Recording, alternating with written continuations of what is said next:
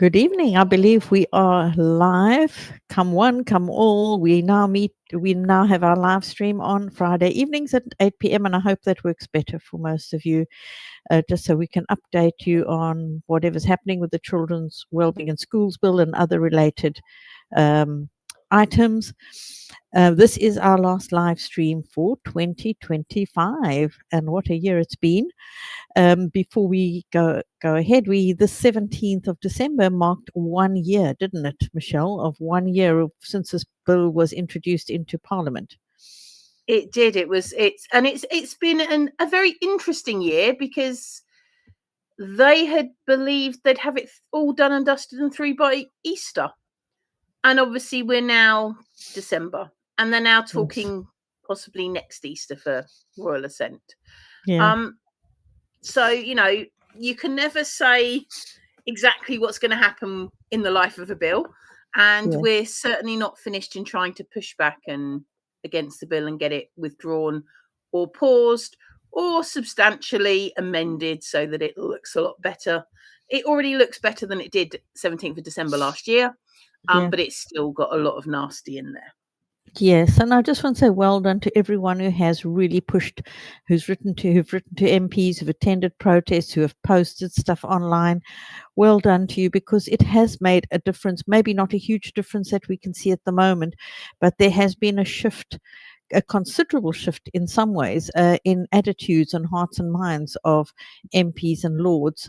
We find it's not so overwhelmingly in agreement with the bill as what it was initially. So these conversations that you're having with your MPs is making a difference. Just making them aware that we're not happy makes a difference. So continue to keep up the pressure. We did have some fun. I know, Michelle, you had some fun things happening on the 17th to kind of mark the occasion. I think you will find some of that on the Stop the Children's Wellbeing in Schools Bill page. Am I right? Yeah. Yes, and I know particularly people seem to enjoy the anniversary birthday cake. Yes, go and check out the video on the anniversary birthday cake and share that at your, just wherever you want to. It's just a bit of fun, and maybe it will give you a little bit of a laugh. So, when we say attitudes are shifting, it is something people can see for themselves. Now, for some people, we've seen it where they've engaged with MPs over a while. They now see a different tone to the letters coming. But even if you look at what are questions being asked of ministers in the formal way they do, where they write a letter and it gets put out and then it has to be answered, we're now even getting Labour MPs asking questions directly about this bill, which if you go back to January, February, March time, that wasn't something you would see. In fact, we were struggling to get other party MPs to ask questions. Yeah, that was a brick wall of solidarity, wasn't it? Absolutely. Yeah. But now we are seeing those cracks appearing, and we're seeing them not even keeping these questions in private behind closed doors, which they could do. They absolutely could just discuss it with their colleagues. They are putting them on the formal record so that other people can see them and then highlight them to their MPs to then amplify that voice. And that's a very, very important shift as we come into these last stages of the bill. Yes, I hope you'll feel encouraged that your work has not gone unrewarded. Don't give up yet. Keep nagging. Keep on with the barrage to your MPs, because we still have another stage. We have other stages coming up, which we will discuss, and there may be opportunity for more challenge to the bill. So don't give up yet. So we're going to start off tonight just talking about a freedom of information request that's been made. We've actually had a few that have been made, and that gives us some information that is quite helpful to us. So if you could share the slide, there it goes. Okay, so Michelle, do you want to talk a little bit about these? Yeah, so this one came up by Miss Stark, and it's received a reply today, and it reminded me then of some other ones. One that I did myself very early on in the process, and then another one that I think someone called Gudrun did sort of midway through the process.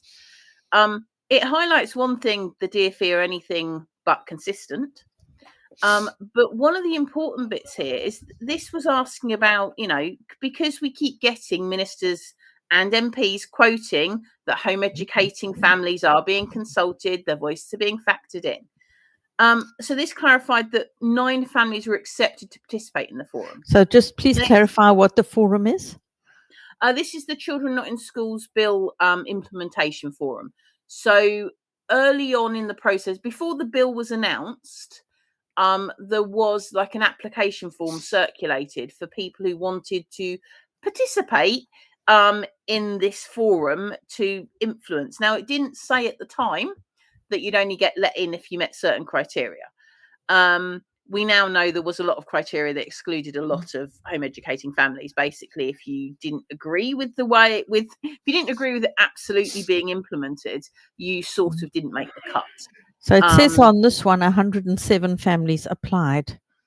Yeah, and I know I applied as an individual, and I was not successful as an individual. Me too. I'm lucky that I happen to also have the policy hat in educational freedom, so I got one of the organisation slots. But my personal, as a home educating parent, I was not successful, and I know many other people were not successful. So this is good to know. Those 107 families applied. Now we do want to sort of check if that's right, because I know the amount of people who gave me the indication they applied, I would have expected that to be higher. But even so, 9 families out of 107 is a tiny amount. And then if you think of the amount of home educators there are, that, you know, it gets really, really tiny when you're thinking about trying to understand. Well, I see it says here the department does not have a stated limit for membership of the forum, so they could have taken more people. But this is where you need to then look at the earlier FOIs. So in my FOI, when I asked for it, so I don't know if we've got my FOI there, I'd asked about the breakdown. And in this one, they actually said that there were 9 spaces for home educating families. So, but they also said there wasn't a limit to membership. I think it's a little bit further. Here we are. Oh, yeah. So they also said there wasn't a limit, but they said there are 9 spaces for home educating families on the forum, 5 from and a further 5 from relevant organisations, and the sister forum. There are 6 members currently, so that implies the sister forum had room to grow. But this says there are 9 spaces, so not we've filled 9 spaces, not we have more. It seems that December last year, I'd forgotten how early I asked this. December last year, there was only 9 spaces for home educating families, and the new FOI has got 9 spaces. But the new FOI, they can't even confirm if any of these 9 families are actively home educating or currently home educating. And apparently have no mechanism. They don't ask. They don't check that the people who are. Yes, that's given as the criteria. If you go up a little bit, you'll see they state what their criteria was. So I don't know where that's gone now, but unless we're that's looking on at this one. So yes, on this one, yes. So if you there's somewhere it said what the criteria were. It's probably down a bit. Lower down. It's down. Down there. Down, and down. There. There. So the reasons for application being excluded, the applicant wasn't a home educator. So surely they must have been asking in some way. Yes, but that only means that when they started the forum, so they may have stopped home educating. That they checked then. But they haven't. Then now they don't know if people are still home educating. Apparently, they have no mechanism. They don't. And 9 is such a tiny number because it's not going to be truly representative of, all the different facets of home education, is it? Yeah. And if you remember on my FOI, they confirmed there was the home educating families, there was the home education organisations, and there was the sister forum part of safeguarding and education professionals, which we haven't had a proper breakdown of that. Now, Gudrun, in I think it was either July or August, so like 8 months later, when she asked, they've intentionally interpreted it without including any of that sister forum. So they've not included anyone from the sister forums, the safeguarding on educational professionals. They have let us know who so they have let us know who the 5 organisations are. You can see Educational Freedom, which is me sitting on them. And again, but here it's 9 currently home educating families. But then in Miss Stark's FOI, they have no mechanism of knowing if anyone's still currently. So are they sure when they gave us that result in August they are currently home educating? Yeah, there we go. And if they were asking then, why are they not asking now? So it's, it's a tiny amount that you need to ensure they are still currently, because surely nothing. And we also don't know if these are people who have literally just been just come out of the school system and they're still struggling, still, is it representative of, your more experienced home educators, your unschoolers, or are these people where the children were being failed by the system and it's still a bit raw and painful? We don't really know if they are properly representing the views, and it's unfair to expect them to, because each one has their own experience. And there's 9 in total. Yeah. I'm hoping at least the educational the home ed organizations may have been able to sort of give more input and make up for some of that. But even so, it's. I mean, one thing we know in this country is that there's such diversity that there are many home educators who do not see themselves as being represented by this group or that group. Yeah, but it's also quite worrying that they're not ensuring that there are current home educators there in the group, particularly when the feedback and MPs and people have seen in their MP letters are quoting, and people have checked, do you mean the implementation forum when you're talking about your factoring in views? Yeah. But they can't even say, as they have said in Miss Stark's one, if they are even currently home educating now. Yet they're being used by the system to say, well, we're factoring in their views now, but they don't even know if they are home educating. So one can obviously then reply to, if your MP says that home educators are being consulted, you can say, oh, do you mean the 9 families, which does not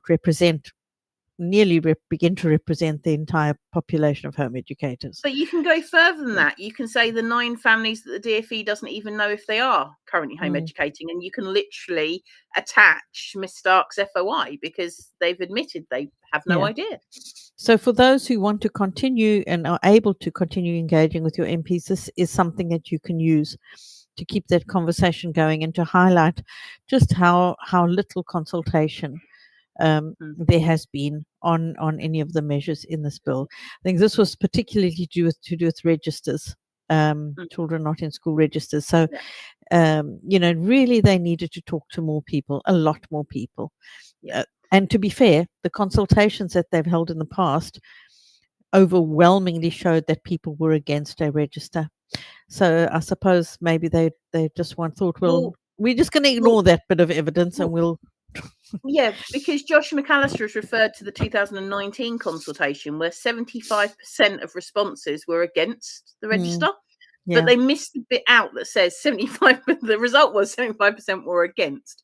Now, the majority of local authority responses, but still not all, the majority of local authority responses were for the register.